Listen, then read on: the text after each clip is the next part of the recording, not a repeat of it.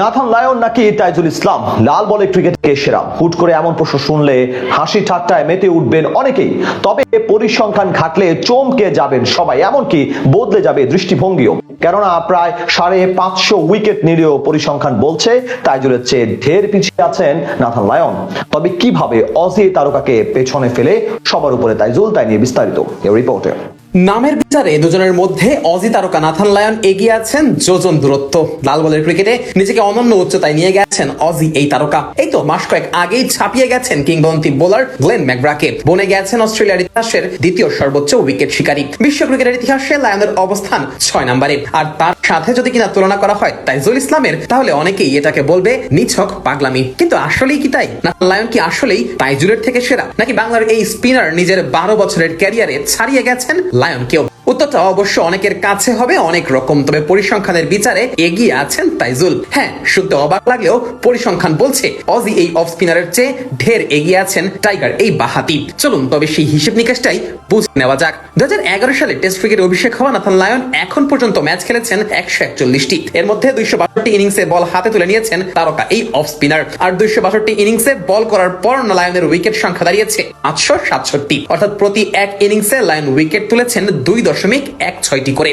এবার আসা যাক তাইজুল ইসলামের দিকে। 2014 সালে লাল বলের ক্রিকেটে অভিষেক হয় তাইজুলের। অভিষেকের পর দীর্ঘ এক যুগের ক্যারিয়ারে তাইজুল ম্যাচ খেলেছেন 60টি। আর এই 60 ম্যাচে তাইজুল বল করেছেন 107 ইনিংসে, যেখানে তার নামের পাশে রয়েছে 270 উইকেট। অর্থাৎ প্রতি এক ইনিংসে করে 2.52টি করে উইকেট তুলেছেন এই বাঁহাতি স্পিনার। যেখানে ইনিংস প্রতি লায়নের উইকেট সংখ্যা 2.16, সেখানে তাইজুল আছেন অনেক এগিয়ে। এ তো গেল শুধু ইনিংস প্রতি উইকেটের হিসাব। লাল বলের ক্রিকেটে ফাইফারের সংখ্যার দিক দিয়েও এভারেজে এগিয়ে আছেন বাংলাদেশের তাইজুল ইসলাম। 262 ইনিংসে লায়নের ঝুলিতে আছে মোট 24টি ফাইফার, অর্থাৎ প্রতি 10.92 বা প্রায় 11 ইনিংস পর পর ফাইফার দেখা পেয়েছেন অজি এই স্পিনার। অন্যদিকে 107 ইনিংসে বল করা তাইজুল তার ক্যারিয়ারে মোট ফাইফার পেয়েছেন 19টি। অর্থাৎ লায়নের থেকে 155 ইনিংস কম খেলে তাইজুল মাত্র 5টি ফাইফার কম পেয়েছেন। মানে সোজা ভাষায় বলতে গেলে তাইজুলের একটি ফাইফার পেতে অপেক্ষা করতে হয়েছে মাত্র 5.63 ইনিংস। তাইজুলের এই কীর্তি যে কতটা বিশাল তা প্রমাণ করার জন্য ছোট্ট একটা পরিসংখ্যানই যথেষ্ট।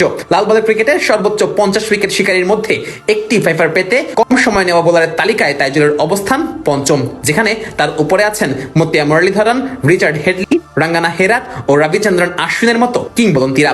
আর এই তালিকায় নাথান লায়নের অবস্থান 31 নম্বরে। একই সাথে স্ট্রাইক রেটের হিসেবেও অজি এই অফ স্পিনার থেকে এগিয়ে আছেন তাইজুল, যেখানে লাল বলের ক্রিকেটে একটা উইকেট পেতে লায়নকে খরচ করতে হয়েছে 61.4টি করে বল, সেখানে তাইজুল এক উইকেট পেতে বল করেছেন 59.2টি। সব মিলিয়ে অনেকের কাছে নাথান লায়নকে সেরা মনে হলেও পরিসংখ্যান কথা বলছে তাইজুলের পক্ষে। তাই তো নাথান লায়ন নাকি তাইজুল ইসলাম, লাল বলের ক্রিকেটে কে সেরা বোলার? এই প্রশ্নের উত্তরটাও তাইজুলের পক্ষে গেলে অবাক হবার কিছুই থাকবে না।